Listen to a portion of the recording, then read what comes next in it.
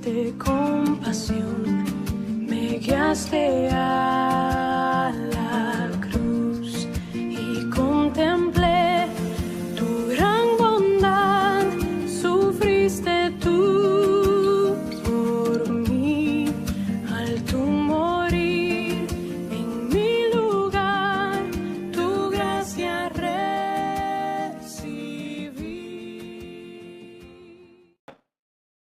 Efesios capítulo 1, versículo 3 al 14. Dice la palabra del Señor: Bendito sea el Dios y Padre de nuestro Señor Jesucristo, que nos bendijo con toda bendición espiritual en los lugares celestiales en Cristo, según nos escogió en Él antes de la fundación del mundo, para que fuésemos santos y sin mancha delante de Él.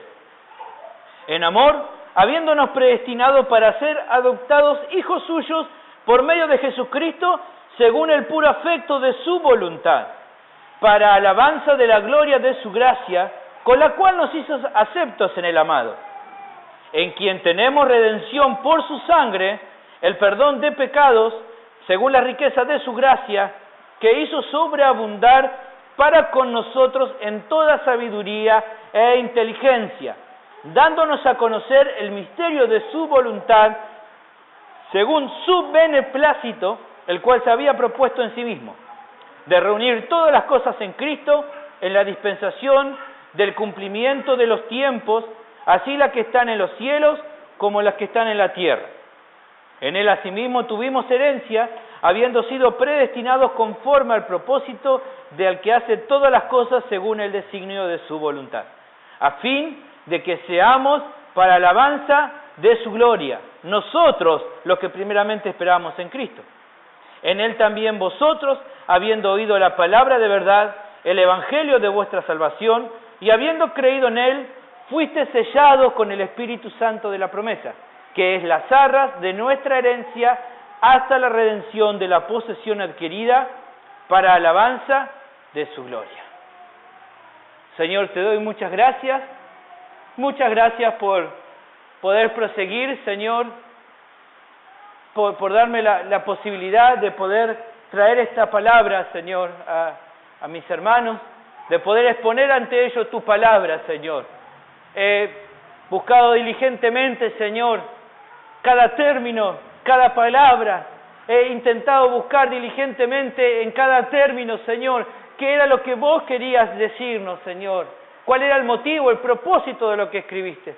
Permíteme, Señor, que pueda expresarle a mi hermano, Señor, cada uno de los versículos que vamos a ver, de cada aplicación que voy a darle para sus vidas, y que todo esto sea para bendición, que sea para bendición, para crecimiento, para que podamos, Señor, en algún sentido, si así hace falta, arrepentirnos si estamos en una mala actitud y cada día crecer más a tu imagen. Señor, yo, por más que lo presente y le hable y que sea perfecta mi exposición, necesita, mis hermanos, que tu Espíritu Santo pueda trabajar para darles claridad y entendimiento en lo que vamos a ver. Por favor, encárgate, Señor, de poder darle claridad a sus mentes, que podamos dejar de pensar en otras cosas, Señor. Que mi mente y la mente de mis hermanos pueda con claridad, Señor, estar atentos esta hora o el tiempo que nos vamos a llevar para exponer hoy, que podamos, Señor, disfrutarlo y ser como María, Señor. Tomar el ejemplo de María, no estar afanados por lo que vamos a hacer, por lo que va a pasar, por lo que va a pasar esta noche o mañana, sino que, Señor, hoy podamos estar como María a tus pies, escuchando tu voz, Señor. Porque eso nos va a fortalecer, porque eso nos va a dar paz, porque, Señor, cuando escuchamos tu voz, ya nada es como antes, Señor. Te doy muchas gracias, amén. Bueno, quiero exponerles, seguir entonces con este relato. ¿Se acuerdan que lo llamamos el plan perfecto de Dios? La semana pasada les contaba a los hermanos con respecto a por qué este motivo, a los que no estuvieron, les contaba sobre que esta porción bíblica nos habla con respecto a un plan que Dios preparó para nosotros. Y Pablo lo expresa y comienza adorando al Señor por este plan perfecto que Dios ha hecho para nuestras vidas. La semana pasada mi intención fue persuadirlos a que pudieran adorar al Señor por todo lo que ha hecho por nosotros. Y hoy quiero seguir con esta línea de pensamiento. Todo este texto, se los volví a hacer leer del 3 al 14 porque originalmente compone un solo texto, un solo manuscrito original. En la versión original ustedes saben que no había como acá que tenemos versículos separaditos, con títulos, como nuestra Biblia, sino que era todo un texto completo. Bueno, versículo 3 al 14 que tenemos acá era un solo manuscrito completo. Pablo empezó a escribir y empieza a alargar la pluma y da todo ese pensamiento completo, toda una unidad completa de pensamiento. Y toda esta unidad completa de pensamiento en sí es una adoración, es una doxología. ¿Se acuerdan que le expliqué lo que era la doxología? Es toda una doxología. Obviamente, esta doxología está llena de términos teológicos, de mucha teología. Voy a expresarle lo que haga falta, sin que se pierda cada uno de ustedes, pero siempre con la intención de ¿qué? De que al considerar todo lo que vamos a ver, podamos tener en nuestro corazón una adoración hacia el Señor. Que nuestro corazón sea dirigido a alabarle por el plan perfecto que Él ha determinado. Y hoy al compartir esta porción de la epístola, sigue siendo mi deseo que adoremos a Dios por el plan perfecto que preparó para nosotros, de acuerdo a su propósito eterno. En esta segunda parte hoy voy a empezar a explicarte el plan. La semana pasada, ¿se acuerdan que le dije? No les conté nada del plan, solamente les di el comienzo. Pero hoy vamos a empezar a ver el plan, de lo cual más o menos podemos desarrollarlo en 3 etapas este plan. Hoy solamente vamos a ver la primera. ¿Está bien? ¿Se escucha bien allá atrás, Carlito? Oye. La primera parte de este plan la vamos a tener del versículo 3, que ya lo hemos visto, versículo 4, 5 y la primera parte del versículo 6. O sea, versículo 4, 5 y 6 son los versículos que van a darnos sobre la primera etapa de este plan. ¿Se acuerdan que le dije? Un plan perfecto desarrollado por Dios. En esta primera etapa del plan desarrollado por Dios, en esta primera parte de su plan, lo que podemos ver es que fuimos escogidos por Dios. En esta primera parte, entonces, en esta primera etapa, lo que vamos a encontrar aquí del versículo 4 al 6, al comienzo del 6, es que fuimos escogidos por Dios. Si quieren lo volvemos a leer, dice, según nos escogió en Él antes de la fundación del mundo, para que fuésemos santos y sin mancha delante de Él, en amor, habiéndonos predestinado para ser adoptados hijos suyos por medio de Jesucristo, según el puro afecto de su voluntad, para alabanza de la gloria de su gracia. Te dije entonces, fuimos escogidos por Dios. La palabra escoger, que utiliza acá Pablo, es la palabra en griego eklegomai. Eklegomai es la palabra que utiliza para escoger. ¿Cuál es la idea que nos da a escoger? Bueno, nos da la idea de que Dios nos eligió, que nos seleccionó para sí mismo. Para que tenga una idea, vas y entre un montón, no sé, por ejemplo, no sé si alguna de las hermanas, yo a veces cuando voy con Clau a acompañarla al supermercado, vamos por la góndola de las verduras y ¿qué hacemos? Empezamos a seleccionar, ¿no? Hay un montón de tomate y entonces empezamos a sacar. ¿Y qué hicimos en ese momento? Elegimos. ¿Está bien? ¿Para quién? Para nosotros. ¿Está bien? Bueno, esta es la idea de Klegomai. Una elección para él mismo. Una elección en la cual, como yo le decía recién, yo seleccioné los tomates. Los tomates no me seleccionaron a mí. ¿Está bien? Parece absurdo, y claro que los tomates. Bueno, hay toda una tendencia de pensar que nosotros escogimos a Dios, pero en realidad, si vamos a ver en la palabra, la iniciativa la tuvo el Señor. Él nos eligió a nosotros. Nosotros estábamos muertitos como el tomatito ahí, durito, y Él nos dio vida, dice la palabra del Señor, cuando estábamos muertos. Entonces, nos seleccionó para sí mismo. Esa decisión fue totalmente dependiendo de Él, y acá voy a hacer una salvedad. Por lo general, cuando compro los tomatitos, siempre ¿qué hacemos? Empezamos a buscar lo que está más lindo, ¿no? Empezás a buscar, empezás a ver lo más bonito, ¿no? Lo que está medio golpeado, así, no lo separás, ¿no? Y te llevas los que más o menos ve bien. Bueno, La elección de Dios no fue así. No es que te vio a vos mejor que otra persona. En todo caso, estábamos todos podridos, por así decirlo. Perdón la expresión. Estábamos todos picaditos en todo caso. No había uno que estuviera más mejorcito que otro. Su elección no fue basada en ningún mérito personal que cada uno de nosotros haya podido tener. ¿Está bien? Más adelante igual te voy a dar un desarrollo un poquito más de esta idea, pero arrancó con esta idea. Fue una elección totalmente soberana de Dios, no basada en ningún mérito que nosotros pudiéramos haber hecho. Ahora bien, durante el desarrollo del sermón de hoy vamos a observar varias cosas sobre esta verdad de que fuimos escogidos por Dios en su plan perfecto. Lo primero, ¿se acuerdan cómo les dije? ¿Se acuerdan que les estuve enseñando? Empezamos a hacerle preguntas al texto. Cuando uno empieza a exponer, lo primero que tiene que hacer, y se lo digo para aquellos que están empezando, que tienen ganas, sé que hay algunos hermanos que les gusta estudiar la palabra, y entonces uno dice, bueno, ¿cómo analizarla si no tengo ningún comentario bíblico? Imagínate, no sé. Ponele, le sacamos la Biblia a MacArthur y ahora dice, no tengo comentario. ¿Cómo hago ahora para...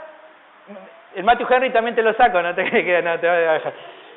No te dejo ningún comentario, entonces vos tenés que empezar ahora a analizar solito lo que el texto está diciendo, ¿está bien? Obviamente oraste, buscaste el Señor para que Él te revele. Ahora, ¿cómo empezás a analizar lo que Él es? Bueno, lo primero que tenés que empezar a hacer es a hacerle pregunta al texto, ¿está bien?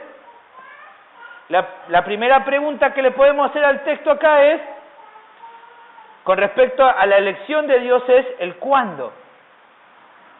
¿Cuándo Él nos eligió? Fíjense primero que dice nos eligió. Ahí ya dice trampita. Y podríamos hacer otra pregunta. ¿A quiénes eligió? A nosotros. ¿Qué dice ahí? Nos escogió. Pero eso no te lo voy a hacer porque ya lo hemos hecho la semana pasada. ¿Se acuerdan que ya hablamos la semana pasada a quién se refería? Como para adelantar y hoy tener tiempo, como para poder expresar, la primera pregunta que yo ahora te voy a hacer es ahí, el tiempo. El tiempo en el cual Él nos escogió. ¿Qué dice el versículo 4? ¿Cuándo nos escogió? ¿Qué dice? Antes de la fundación del mundo. Entonces, ¿ves? Ahí empezaste a analizar, dijiste, bueno, ¿qué es lo primero que encuentro? Quiero saber cuándo me escogió Dios. Bueno, Él te escogió en Cristo antes de la fundación del mundo. En este punto, primero vamos a encontrar algo que realmente nos va a sorprender. La vez pasada lo hablaba en un discipulado con Hilda y le decía, bueno, la palabra de Dios nos enseña que Él nos escogió antes de la fundación del mundo. En el pasado eterno se llamaría, en la eternidad.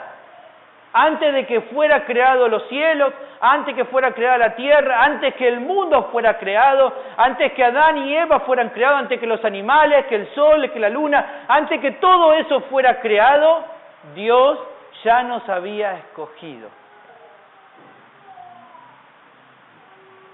Ustedes tenían que ver la cara de Hila cuando vio ese momento. Usted ya conoce, veo que no le cerraba, pero le decía, mirá, es verdad, antes de la fundación del mundo nos escogió. Y después vamos a ver que tiene un motivo de que nos haya escogido antes de cualquier cosa, pero lo vamos a ver más adelante. Pero partí ya de esta idea. Fue desarrollado este plan del Señor para tu vida en el pasado eterno. Antes de la creación misma, fuimos predestinados por Dios de manera soberana para ser de Él. La elección de cada uno de nosotros fue entonces, antes de que naciéramos, mucho antes de que nuestros papás no hubieran pensado en su mente, o tal vez alguno no lo pensó, no importa. Aún antes de todo, Él ya te había escogido. ¿Vos podés pensar en eso? Él ya te había escogido. Fíjate Romanos 8:29, como siempre le digo a los hermanos, a las hermanitas, si por ahí se les cuesta seguirme el hilo, no busquen todos los versículos. Si me van a seguir, sí, pero si no, solamente presten atención. Romanos 8:29 dice, porque a los que antes conoció, conoció habla de elección, los predestinó, o sea, los separó, para que fuesen hechos conforme a la imagen de su Hijo. ¿Ve? Está hablando de antes. Está hablando de antes. a los que antes conoció. Mucho antes de que vos estuvieras vivo, Él ya te había elegido. Dice el pastor MacArthur al respecto, ya pertenecíamos a Dios antes de que empezara el tiempo, antes de que el tiempo existiera, antes que digamos, bueno, se creó la tierra y ahora empieza a correr el tiempo. Antes de eso ya pertenecíamos a Dios y seremos suyos después que el tiempo haya dejado de existir. Vuelvo a repetirte. Ya pertenecíamos a Dios antes de que empezara el tiempo y seremos suyos después que el tiempo haya dejado de existir. Éramos suyos desde la eternidad y seremos suyos por la eternidad. ¿No te parece loco? Vas a ser de Él por siempre. No hay ninguna duda. El plan ya Él lo preparó. Ahora, ¿cómo pudo prepararlos desde el comienzo? ¿Cómo pudo asegurar Él que desde el comienzo ya ibas a ser pertenencia de Él? Porque ya desde el comienzo, ya desde la eternidad, perdón, porque no podíamos hablar de comienzo, sino desde la eternidad, desde el pasado eterno, ya Cristo había sido designado como el Cordero que sería sacrificado por nuestros pecados. Lo llaman muchos teólogos el pacto de redención. Hay un pacto entre el Padre, Hijo y el Espíritu Santo para armar un plan. Y para armar este plan el Padre dice, quiero salvarlos. Y Él entonces dice, ¿cómo hago? No va a depender de ellos. Entonces el Hijo dice, yo voy a morir.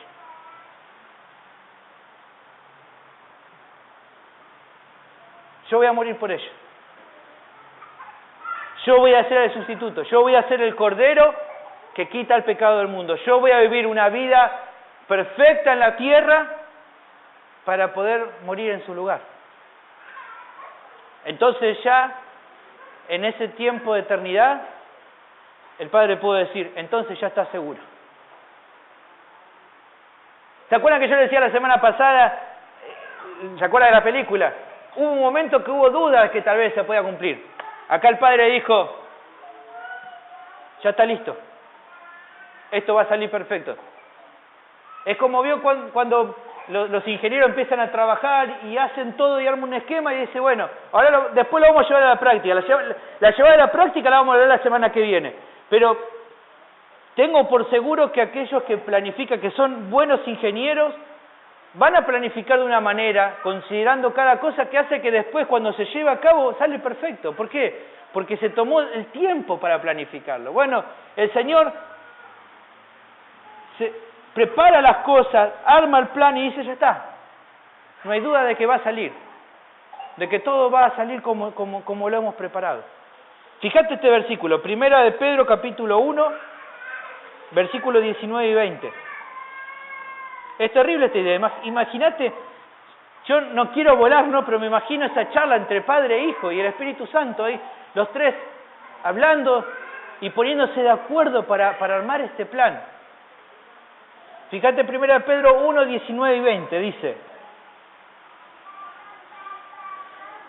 Vamos al versículo 18, dice, sabiendo que fuiste rescatado de vuestra manera de vivir, la cual recibiste de vuestros padres, no fueron rescatados con cosas corruptibles como oro y plata, sino con la sangre preciosa de Cristo, como de un cordero sin mancha y sin contaminación. Y fíjate lo que dice, ya destinado desde antes de la fundación del mundo, pero manifestado en los postreros tiempos por amor de vosotros.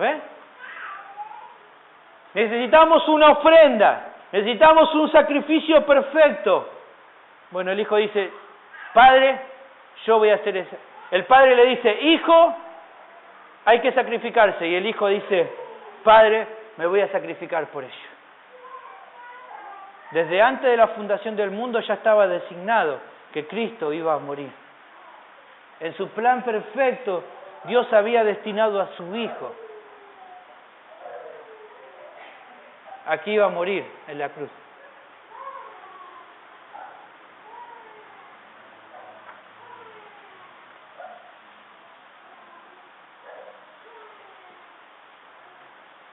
A veces temblamos ante la idea de pensar si será que el plan de Dios se va a cumplir con mi vida al ver nuestra debilidad, lo débiles y frágiles que somos. Déjame decirte que el plan es seguro. Porque Él es seguro. Déjame decirte que lo que Él comenzó lo va a terminar. Yo en eso no soy como Él.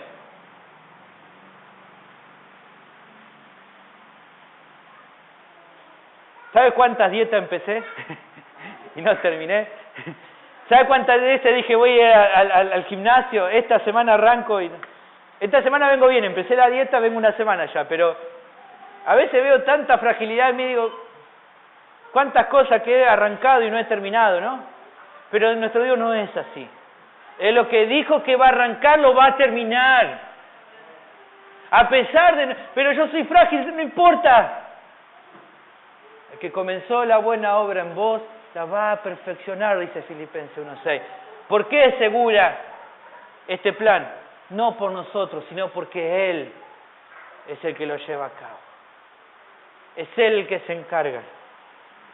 Es Él el que dijo, yo voy a encargarme. Yo lo voy a hacer. Y si yo lo voy a hacer, ¿quién le va a decir algo al Señor? ¿Quién va a decirle, no, yo te voy a frustrar tus planes? Mirá, en la historia vas a ver un montón de veces cómo el diablo ha intentado frustrar el plan de Dios. Nunca lo pudo frustrar. ¿Te acordás de Moisés? Iban a matar a todos los niños. Pero él guardó a Moisés. Pensá en Jesús, ¿se acuerdan? Herodes mandó a matar a todos los niños, pero ya Dios manda un ángel. Se le revela a José, le dice, tenés que sacarlo, llevarlo a Egipto al bebé. ¿Quién va a poder detener el plan? ¿Quién puede detener su plan?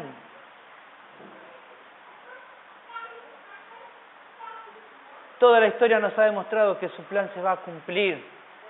A pesar de nosotros, sí, a pesar de nosotros. ¿No merece Él la gloria? ¿No merece Él la honra al saber que su plan se va a cumplir? A pesar de nuestras debilidades, a pesar de nuestra flaqueza, a pesar de la frágil que es el ser humano, Él va a cumplir su propósito. El hecho de que haya sido antes de la fundación del mundo, los que estaban destinados para vida eterna,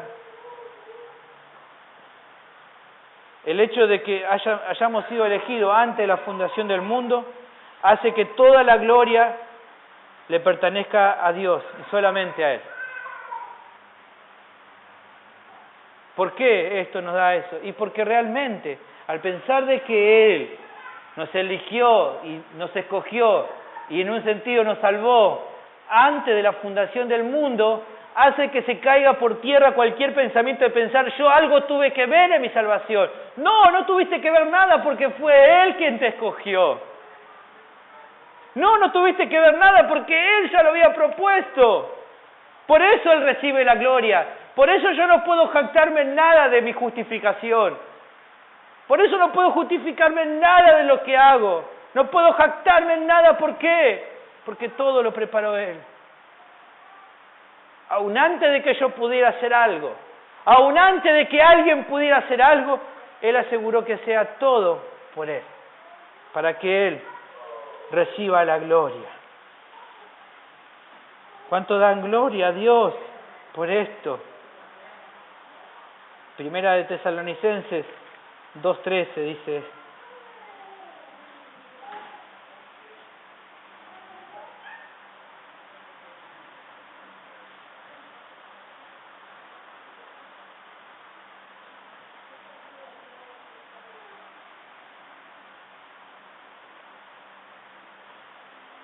El final del versículo 13 habla de esta verdad.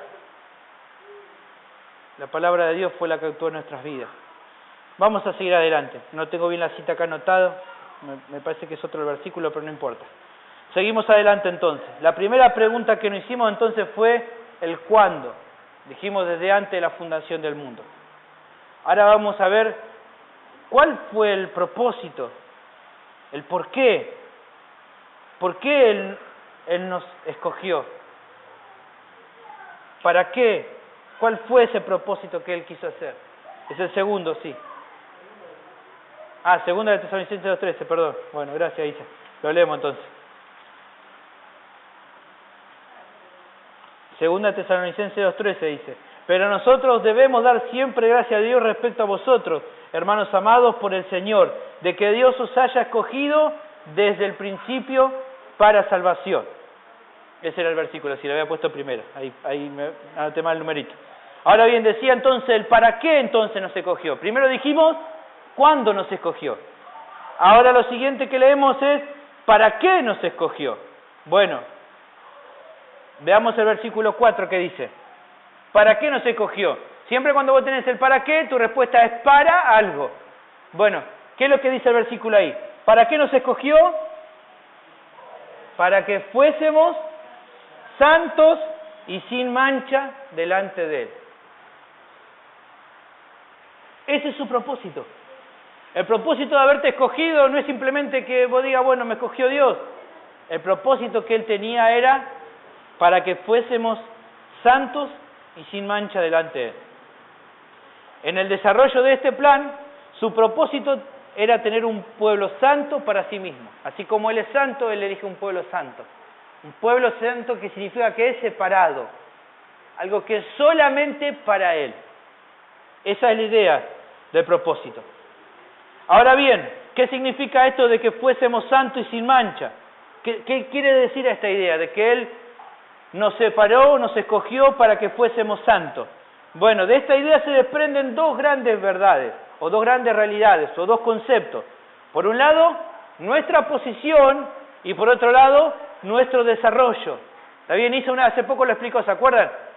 Con respecto a la posición habla con respecto a la justificación, y con respecto al desarrollo habla con respecto a nuestra santificación. ¿Está bien? A veces hay que tener cuidado y leer indagando bien la Biblia, porque a veces, aun cuando en la Biblia habla de salvación, a veces se está refiriendo a simplemente la justificación, y a veces cuando habla de salvación está refiriéndose a la santificación. ¿Está bien? Que son dos procesos diferentes. ¿Está bien?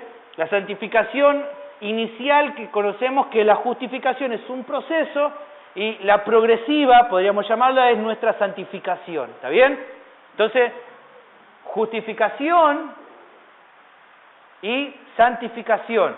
¿Está bien? Que también lo podemos llamar, como le dije, posición y desarrollo.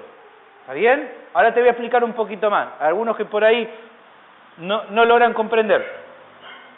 Con respecto a nuestra posición, podemos afirmar que por medio de Cristo, los creyentes son considerados santos y sin manchas delante de Dios. La justificación en parte es eso, es que a partir de la obra de Cristo, por medio de la fe, somos justificados. ¿Qué quiere decir esto? Que delante de Dios somos perfectos, somos sin mancha, somos santos, como si nunca hubieras pecado. Esa es una obra que solamente Dios hace. La justificación solamente la hace Dios. Nosotros no participamos ni tenemos ninguna cooperación. Ningún tipo de cooperación. Isaías ya lo explicaba hace mucho tiempo atrás, pero creo que está bueno volver a revisarlo. Piensen en esto. Por esa obra de justificación que Dios hizo, en la cual nosotros no intervenimos, que solamente la recibimos por medio de la fe, hemos sido declarados justos, santos, sin mancha delante de Él. ¿Está bien? Eso es con respecto a la posición. Fíjense, Hebreos capítulo 10, versículos 10 y 14. Dice: en esa voluntad somos santificados mediante la ofrenda del cuerpo de Jesucristo, hecho una vez y para siempre. Y fíjate versículo 14, porque con una sola ofrenda hizo perfectos para siempre a los santificados. Estoy hablando de la justificación. Una vez y para siempre nos hizo ya perfectos. Una vez y para siempre fuimos justificados por Él.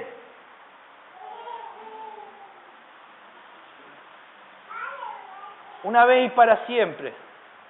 Él nos salvó, nos justificó. y ahora estamos en paz con Dios.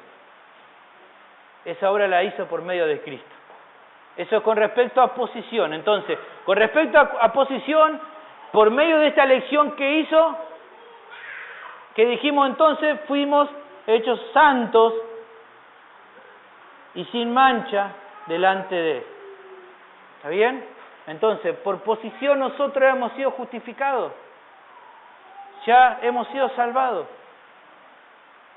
En ese sentido, no hay una progresión en la justificación. La justificación es una vez y para siempre. No es que hoy soy 50% justificado y 50% condenado. O soy 100% justificado o soy 100% condenado. ¿Está bien? Como dice acá, una sola vez y para siempre. La ofrenda fue suficiente para salvarnos una vez y eso sea para siempre. ¿Estamos bien hasta acá? Pero también te dije desarrollo, y esto tiene que ver con la santificación. Con respecto a nuestro desarrollo, podemos afirmar que durante toda nuestra vida es un hecho que vamos creciendo en santidad, a la imagen de Cristo, por la obra de Dios, con nuestra cooperación. ¿Se acuerdan que dijimos? En la santificación creemos en un sistema sinergista, o sea que hay Dios trabajando en nosotros con la cooperación nuestra. No creemos que la santificación sea solamente de Dios, sino que es Dios trabajando en nosotros con nuestra cooperación. Pero el hecho de que cooperemos no es un mérito personal, sino que es una evidencia de la obra que Cristo hizo en nosotros. La obra de justificación y la obra de regeneración ha transformado nuestra vida para que ahora nosotros deseemos vivir en santidad, que crezcamos en santidad. Yo por santificarme no me salvo, sino que la santificación es una evidencia de que ahora soy una nueva criatura, con nuevos deseos, con nuevas inclinaciones. Ahora deseo la justicia y rechazo el pecado de mi vida. No quiere decir que no peco, pero cada día mi vida se va desarrollando. Filipenses 2:12 al 13 habla de esto. Tal vez en uno de estos domingos que venga, vamos a hacer ahí un parate en Efesios y vamos a estudiar Filipenses 2:12, 13. No les digo que va a ser en estos días, pero en uno de estos próximos domingos vamos a ver, porque se genera mucha controversia con Filipenses 2:12, 13. Dice, por tanto, amados míos, como siempre habéis obedecido, no como en mi presencia solamente, sino mucho más ahora en mi ausencia, ocupados en vuestra salvación con temor y temblor, porque Dios es el que en vosotros produce así el querer como el hacer por su buena voluntad. Acá ocupamos vuestra salvación, no está hablando con respecto a la justificación, sino que está hablando con respecto a la santificación. Ocúpense en santificarse con temor y temblor, considerando que Dios es el que produce el querer como el hacer por su buena voluntad. ¿Está bien? Entonces, en este desarrollo de nuestra santificación es Dios trabajando en nosotros y nosotros cooperando en esta santificación.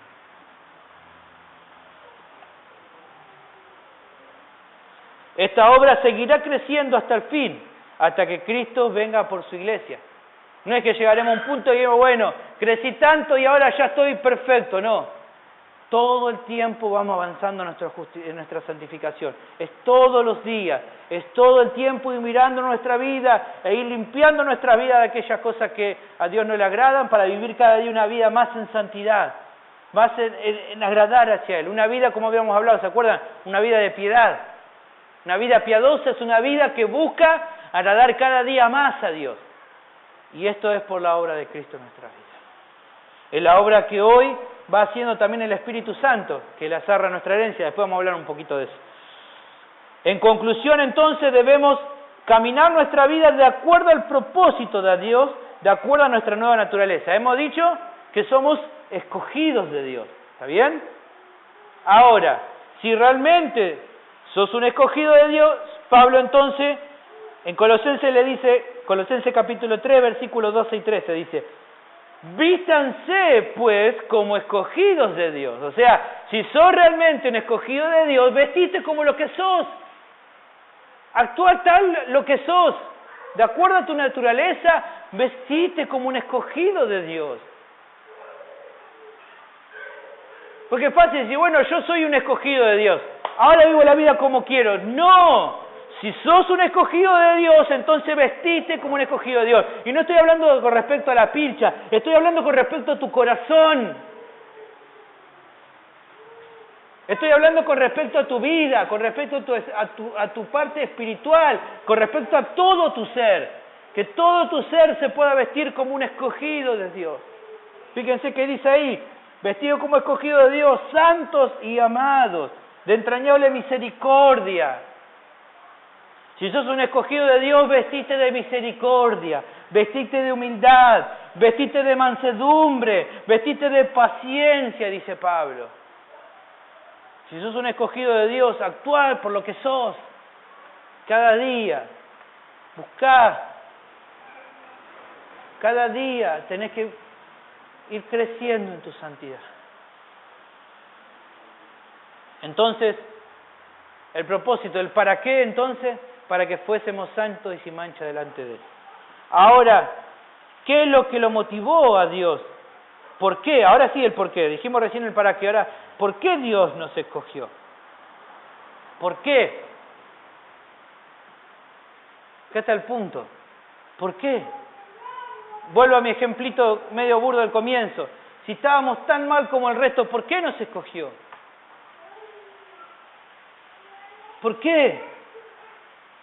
¿Qué hizo Mirtita que no hizo la vecina de la vuelta de su casa para que Dios la escogiera a Mirtita?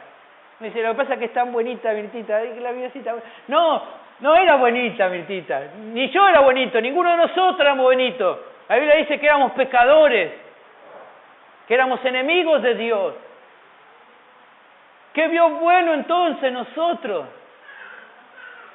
¿Por qué lo hizo? Y si no vio podemos definir por medio de la palabra que no vio nada bueno en nosotros, ya lo hemos visto.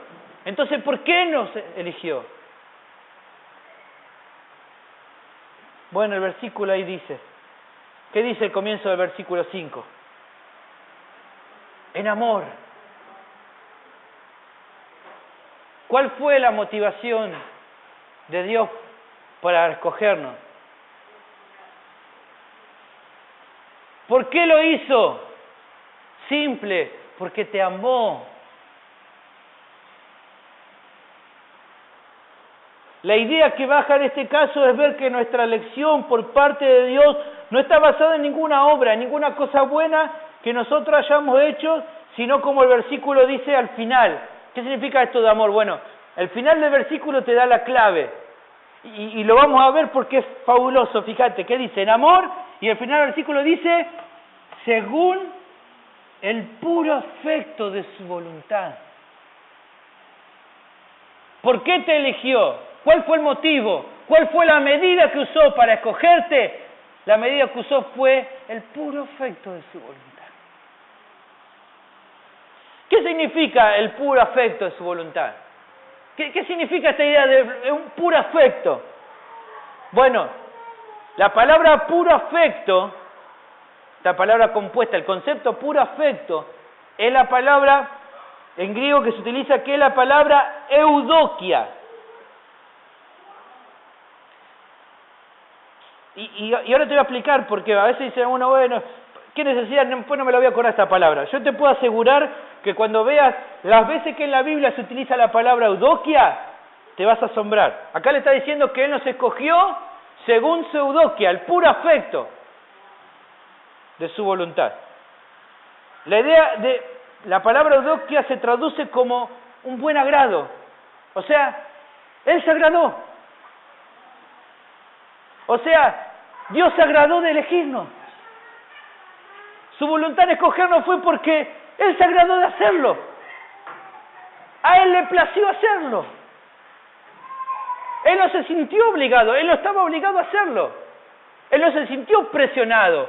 Él no dijo, bueno, están todos perdidos, voy a elegir a este. No. Así como estabas, tan podrido como el resto, a Él le agradó elegirte. Él se puso contento cuando te eligió. El puro afecto es eso. es su beneplácito. Él se agradó. Él te vio con amor. ¿Entendés eso? Con todos tus pecados tan innumerables, tan grandes, con cosas que a vos mismo te dan vergüenza, que tal vez alguno lo sepa, aún así Él te escogió. Aún así Él te amó. Y cuando te escogió lo hizo con alegría. Él se puso contento de elegirte. ¿Podés entender esto? El Dios que estaba realmente completo en su Hijo y que no necesitaba de nadie de nosotros para mostrar su gracia tan grande, elige a personas que no son dignas de su amor y las elige y las ama a pesar de no ser merecedoras de ese amor. Y no solamente las ama, sino que se pone contento en amarlas y en escogerlas según el puro afecto de su voluntad. Él se agradó, te eligió y se puso contento. A pesar de que vos levantaste el puño contra Él toda tu vida, a pesar de que siempre quisiste escapar de Él, a pesar que dijiste no me hablan nada del Evangelio, no quiero saber nada de ese Dios que habla en los Evangelios, Él aún así te amaba.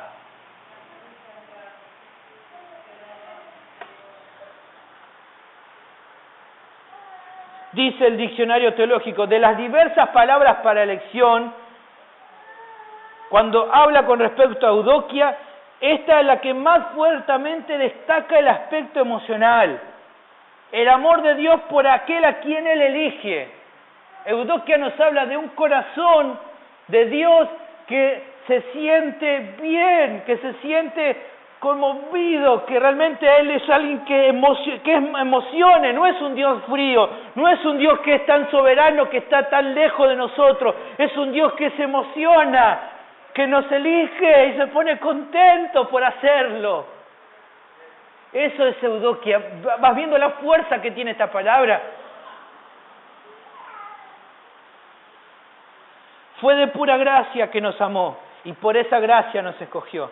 El comentarista Snodgrass dice algo al respecto, dice, la elección es gracia de Dios en acción. La elección es gracia de Dios en acción. Esa gracia nos habla del juez del universo, pidiéndonos a los criminales que nos sentemos a comer a su mesa. Eso éramos, criminales, ¿por qué? Porque nosotros rompimos su ley. Violamos su ley, por lo tanto éramos criminales, y en esa gracia este juez justo del universo no solamente nos escoge, nos hace sentar en su mesa. Este concepto nos revela el corazón de Dios, nos habla de su carácter, que lo hace totalmente diferente a nosotros.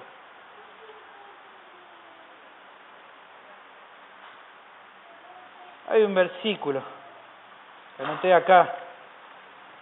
No te voy a decir que lo busques porque algunos lo van a buscar igual y van a perder el tiempo buscándolo. Yo te lo voy a dar, quiero que lo escuches, porque a algunos le va a costar buscar y entre que lo busques lo voy a leer y lo vas a perder. Quiero que escuches lo que dice el Señor. ¿Querés conocer el corazón de Él? Un corazón amante hacia personas que no lo merecen. Mirá, Oseas 11:8 dice,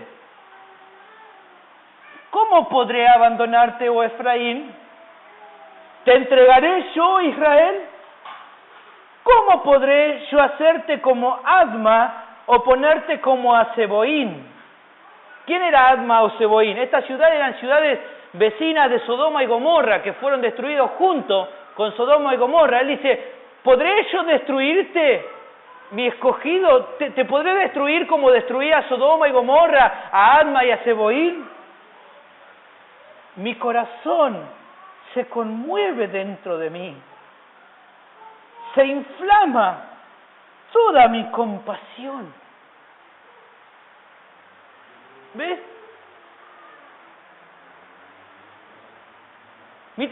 Sacá ahora a Israel y Efraín y poné tu nombre ahí. ¿Cómo podré abandonarte yo, Analía? ¿Te entregaré yo, Isaías? ¿Cómo podré yo hacerte como Adma o ponerte como a Zeboín? O sea, Ananías e Isaías eran tan merecedores del castigo de Dios como ellos. Pero dice, mi corazón se conmueve dentro de mí. Se inflama. ¿Inflama qué es? Explota. Es una explosión. Es fuego de amor. Se inflama toda mi compasión hacia ustedes. ¿Ven qué corazón amante? ¿Puedes imaginarte amor así entre los seres humanos? ¿Puedes imaginar a un corazón así entre todos nosotros? Que ame así.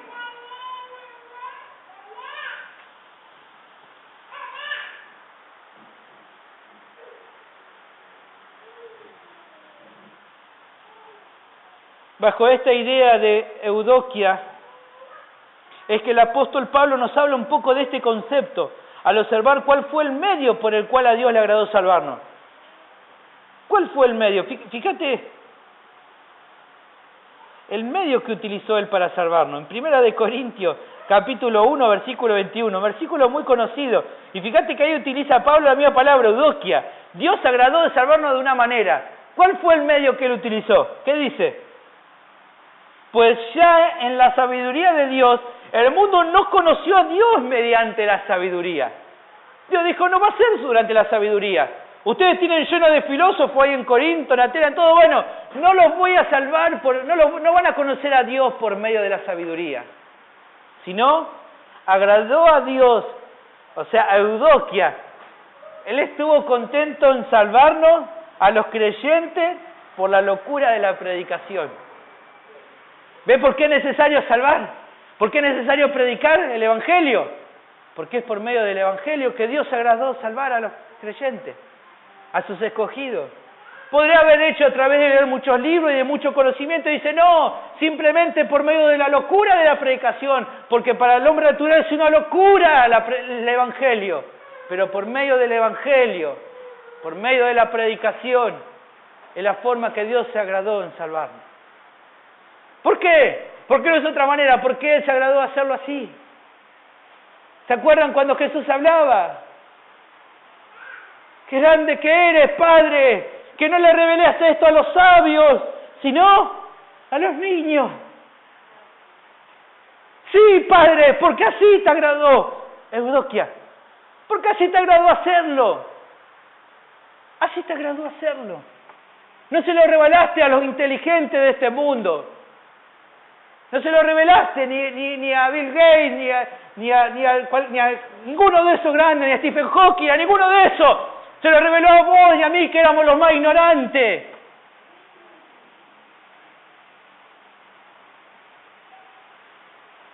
¿Por qué? Porque así a Dios le agradó.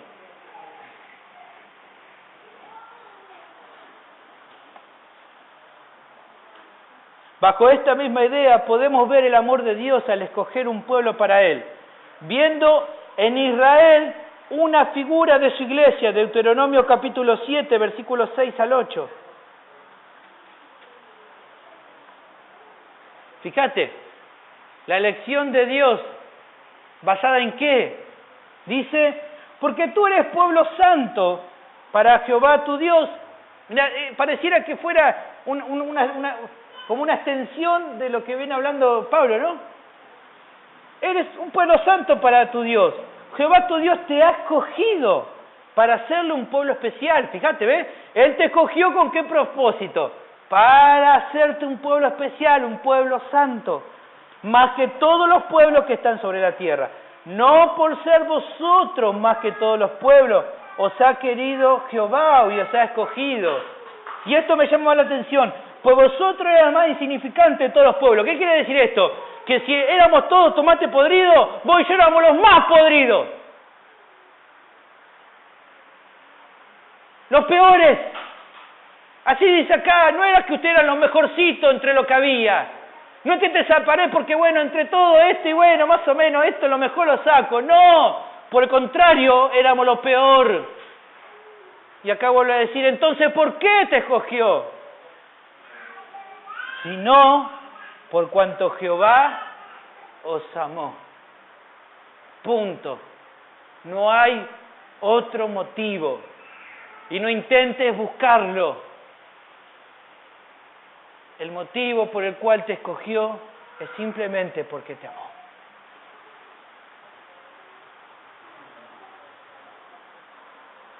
Israel, una figura de la iglesia que fue escogida simplemente por su gracia. Vamos avanzando. Oseas capítulo 14, versículo 4, vuelve a hablar lo mismo. Los amaré, dice, de pura gracia. Los voy a amar de pura gracia. Él estaba profetizando hacia su iglesia, hacia sus escogidos. Los voy a amar de pura gracia. Vamos avanzando. La profecía fue del profeta Oseas diciéndole, los voy a amar, dice Dios, los voy a amar de pura gracia. Con Cristo, la encarnación de Cristo, ¿qué hace? Hace cumplir esa profecía. Con la venida de Cristo al mundo, vemos el cumplimiento de esa eudokia, de esa buena voluntad, de ese agrado de Dios para con los hombres y en especial para sus escogidos. El Evangelio de Lucas da un par de veces la palabra eudokia y son preciosas, fíjate. Lucas capítulo 2, versículos 13 y 14 dice, nació Jesús, van los pastorcitos a verlo.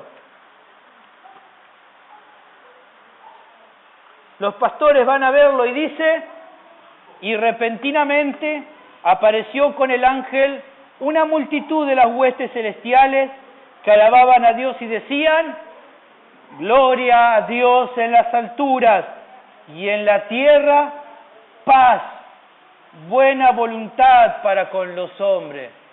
Escúchenme, no lo busquen, escúchenme, miren lo que dice.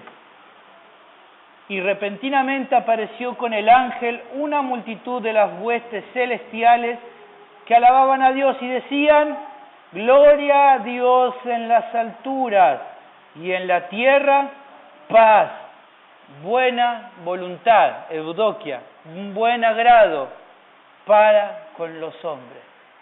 ¿Qué estaban alabando en ese momento los ángeles? Estaban diciendo, la profecía de Oseas se cumplió. ¿Qué era esta adoración? Gloria a Dios en esa altura y en la tierra, paz para los hombres, paz, buena voluntad para los hombres. Lo que estaba diciendo es, la profecía de Oseas se cumplió. Ese Dios que dijo que los iba a amar de pura gracia, ahí está en ese pesebre en Belén, viniendo a dar su vida por nosotros. De pura gracia vino. Y nos amó de pura gracia.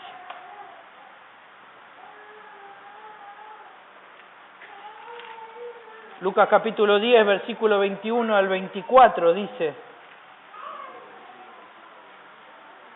en aquella misma hora Jesús se regocijó en el Espíritu y dijo, yo te alabo, Padre, Señor del cielo y la tierra, porque escondiste estas cosas de los sabios y entendidos y las has revelado a los niños. Sí, Padre, porque así te agradó. Todas las cosas me fueron entregadas por mi Padre y nadie conoce quién es el Hijo sino el Padre. Y ni quién es el Padre, sino el Hijo, ¿y qué más? Y a quien el Hijo lo quiera revelar. ¿Ves que depende de él? Se nos quiso revelar a nosotros.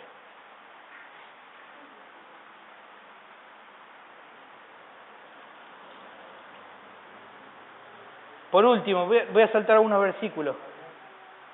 Leo este solamente. Lucas 12:32 dice, no teman manada pequeña, porque a vuestro Padre le ha placido daros el reino. No tengan miedo. Mi Padre le agradó darles el reino a ustedes. Ahora bien, algo para cerrar este concepto de que estamos viendo. Dice, ¿qué le dije la palabra? ¿Se acuerdan cuál le dije la palabra? Eudokia. Bueno, mirá, ¿dónde también aparece la palabra eudokia? ¿Quién utiliza con quién la palabra eudokia para tener una idea de qué tanto es lo que Él nos ama ahora y cuánto se agrada a Él nosotros?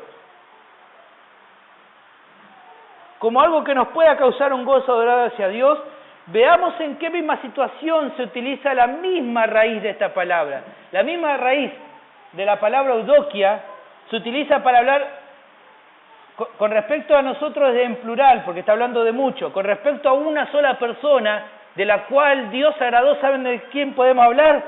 Mateo 12 y 18. ¿Sabés quién está hablando ahí? ¿Te imaginás de quién puede estar hablando? Fíjate qué dice, Mateo 12, 18. He aquí mi siervo, a quien he escogido, mi amado, en quien sagrada mi alma. Pondré mi espíritu sobre él y a los gentiles anunciará juicio. Está hablando de Cristo. ¿Te acordás cuando estuvo en el bautismo? ¿Qué dijo? ¿Qué dijo Dios? Una voz del cielo que dijo, este es mi Hijo amado, en él yo tengo eudoquia, yo me complazco en él. Cuando estaba en el monte, ¿qué dijo en el monte de la transfiguración? Este es mi Hijo amado, a él oigan. Él me da complacencia, él me agrada. Esa misma palabra que utiliza el Padre para el Hijo, es la misma palabra que utiliza para vos y para mí. Hoy por la obra de Cristo, así como el Padre ama a su Hijo, de la misma manera Él nos ama ahora a nosotros. El Hijo se lo merece, ¿por qué? Porque el Hijo es perfecto en todo, porque el Hijo es amoroso, porque el Hijo lo obedece en todo. Él obviamente recibe el amor del Padre, ¿cómo no? Pero ahora también Él se agrada en nosotros. Eudoquia no es solamente para Jesucristo de parte del Padre, Eudoquia es también para nosotros. Él se agrada de nosotros.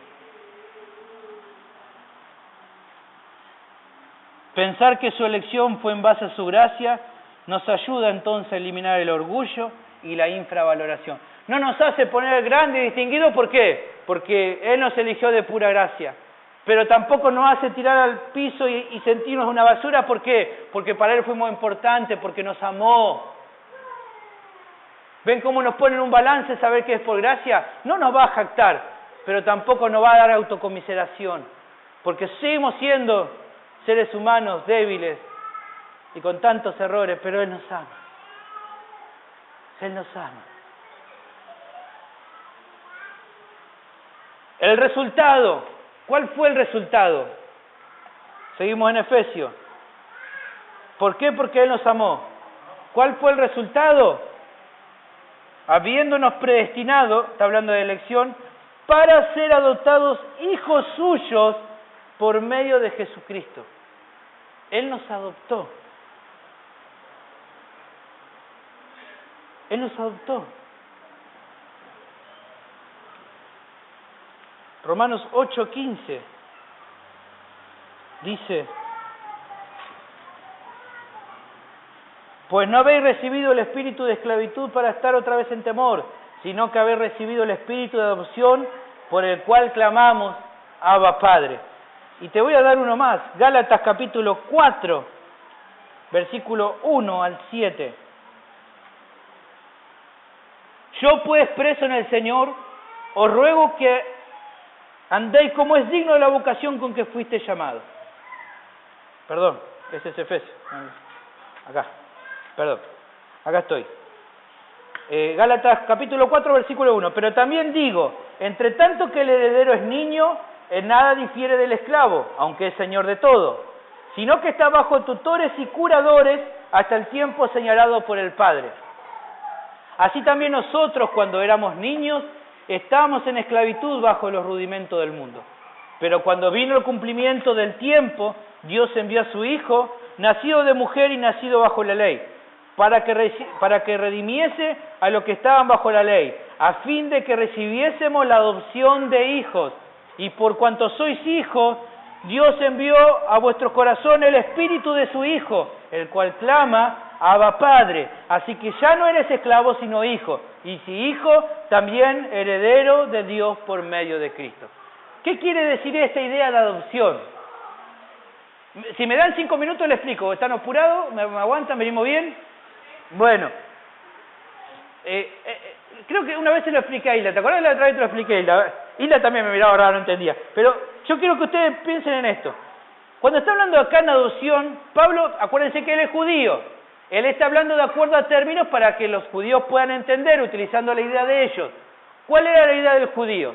Nosotros hoy cuando un matrimonio adopta un hijo, ¿a quién adopta? A un hijo que no es de ellos, que no es natural de ellos. Entonces lo adopta, ¿está bien? Para ser hijo suyo. En el tiempo de Pablo había una costumbre que tal vez no llame la atención, pero que da sentido a por qué Pablo utiliza esta idea. En aquella época, los hijos naturales de un matrimonio tenían que ser adoptados también. O sea, el padre tenía que adoptarlo. Pero ¿cómo si era hijo natural? ¿Que no se quería hacer cargo? No. Era un hijo natural de la familia, era hijo de ellos, había nacido de su esposa, pero aún así tenía que llevarse a cabo una ceremonia en la casa de este hombre, de este judío, que era la adopción. ¿Por qué tenía que llevarse esta fiesta? Bueno, en esa fiesta lo que pasaba era que el padre invitaba a todos los siervos de la casa, invitaba a gente de afuera, y hacía una gran fiesta. A los judíos les encantaba hacer fiesta, ¿no? Así que era una excusa. Pero ellos hacían una fiesta, y en esa fiesta, en un momento, el padre llamaba a su hijo, ya muchacho, lo llamaba y lo presentaba delante de todos los esclavos, los siervos de su casa, los esclavos, los parientes, los vecinos, delante de todos. Imagínense, ¿no? Ya Facu crecidito, y yo decía, este es mi hijo Facundo, este es mi hijo, yo hoy lo adopto, a partir de hoy, él es mi hijo. Por lo tanto, a partir de ese momento, el hijo tenía la autoridad igual que el padre para tomar decisiones. Recién en ese momento él podía sentarse en la mesa con los padres y opinar. Recién en ese momento él era considerado realmente un hijo. Hasta ese momento de adopción, él era un hijo real, natural, pero no tenía ningún derecho. Por eso fíjense que dice acá, en tanto que el hijo no es adoptado, nada difiere del esclavo. O sea, mientras él no era adoptado, él era como un esclavo en la casa. No tenía derechos, no podía hablar, no tenía derecho a opinión. ¿Por qué? Porque no había sido adoptado todavía. Él era un hijo, fíjense qué dice. Mientras tanto está bajo el cuidado de tutores que le van enseñando, de gente que se encargaba de criarlo hasta que él fuera grande. Y cuando él era grande y ya estaba a una edad preparado, entonces ahí el padre lo adoptaba. Llévalo todo esto ahora a tu vida. ¿Cómo éramos antes de conocer a Cristo? ¿Éramos sus hijos? En parte sí, él ya nos había escogido ¿desde cuándo? Desde antes de la fundación del mundo. ¿Pero qué faltaba todavía? Nos tenía que adoptar. Mientras no nos adoptaba, ¿qué pasó? Éramos hijos, pero éramos como esclavos. Pero fíjate este detalle. El padre, aún así, aunque yo todavía no era adoptado, aunque yo todavía no lo conocía, aunque yo todavía no podía ni decirle Abba Padre, aún así, él ya me estaba cuidando. Él había puesto un tutor. Él me estaba cuidando cuando yo todavía no lo conocía. Hasta que llegó el día que lo conocí. Y ese día me adoptó. Y ese día te adoptó. Y ese día dijo, este es mi hijo amado, en quien yo me complazco. Yo lo adopto. Él es ahora mío.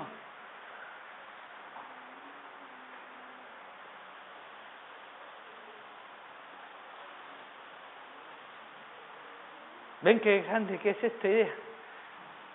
Fuimos sido adoptados por medio de la obra de Cristo.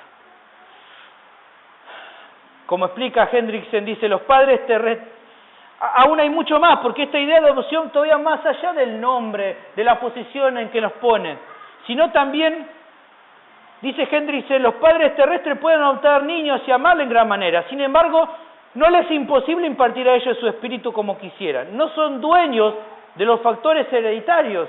O sea, poner este tiempo, yo puedo adoptar un hijo, pero no puedo hacer que él sea como yo, igualmente a mí. Pero en nuestro caso es diferente. Él nos adoptó, y no solamente nos adoptó, sino que en esta adopción, dice Romanos 8:29, porque a los que antes conoció los predestinó para que fuesen hechos conforme a la imagen de su Hijo. Al adoptarnos también Él implantó la naturaleza del Hijo en nosotros, para que ahora crezcamos a la imagen de Jesucristo. Cuando Dios adopta, imparte a la vez su Espíritu.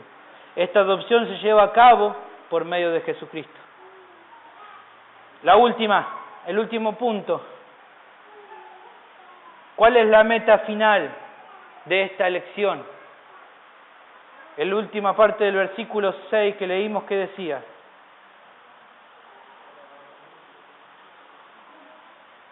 Dijimos, en amor, habiéndonos predestinado para ser adoptados hijos suyos por medio de Jesucristo, según el puro afecto de su voluntad, y como meta final, para alabanza de la gloria de su gracia.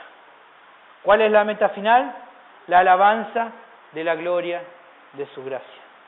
La meta final, hacia la cual todo lo demás lleva, es el reconocimiento con adoración, o sea, con alabanza, de la excelencia manifestada, o sea, de la gloria en favor de los indignos, la gracia, de aquel a quien se le llama el Dios y Padre de nuestro Señor Jesucristo.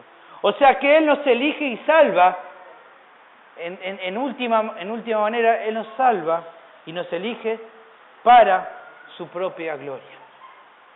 El apóstol Pablo oró de esta manera por los tesalonicenses. Dice 2 de Tesalonicenses 2, 11 y 12.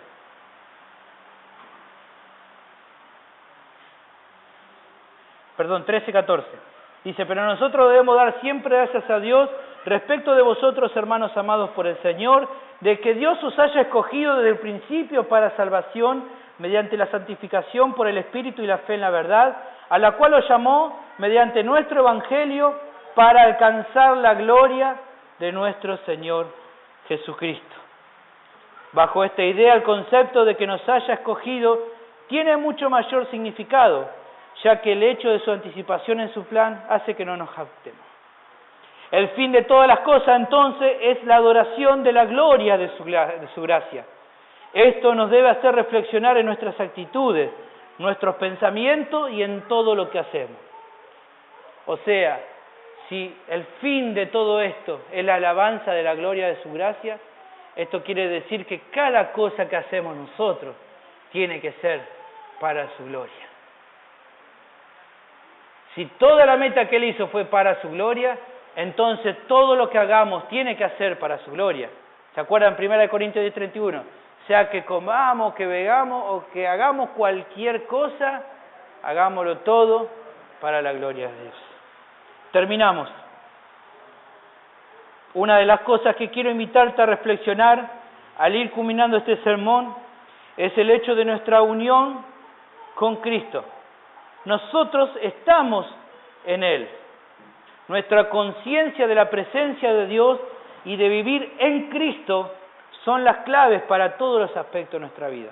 Nuestras vidas quedan determinadas por el carácter de Cristo, por lo que cada vez se hace más difícil decir, sé que vivo en Cristo, pero voy a hacer todo lo contrario de lo que Él espera. O sea, es tan importante entender que vivimos ahora en Cristo, porque eso nos hace dar la realidad cuenta de lo que somos. Yo no puedo decir ahora vivo en Cristo y seguir viviendo la vida como quiero. Es imposible. Si ahora vivo en Cristo, no puedo seguir viviendo como yo quiero. ¿Por qué? Porque ahora vivo en Él. Fui absorbido por Él. Estoy en Él. O sea que mi estilo de ser cristiano se fundamenta en nuestro estar en Cristo. O sea, la salvación no es simplemente el fruto de creer un número de hechos, sino de unirse vitalmente a Cristo. Lo que nos salva es que hemos sido unidos a Él. Eso es lo que realmente nos salva. Es importante cuando empecemos a evangelizar.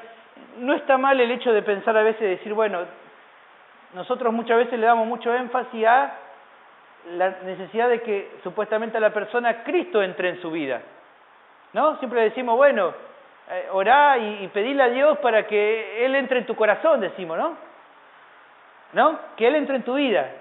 Y en parte es verdad, Él entra en tu vida, pero no olvidamos de la otra parte más importante en esta unión con Cristo. Es tan importante que Él entre en tu vida, pero también es más importante que vos entres en Él. Lo que hace la diferencia es que vos estés en Él.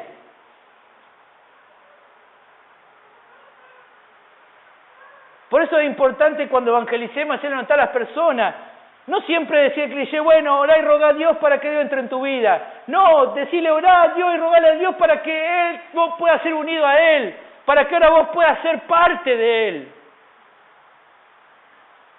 Porque eso es lo que hace la diferencia, estar en Él. Fíjate que todo lo que vimos, en Él, en Él, en Él, en Él, en Él, en Él. Siempre se trata de nosotros en Él, lo que nos marca la diferencia en nuestra vida. Cuanto más estamos en Él, más vivimos como Él quiere.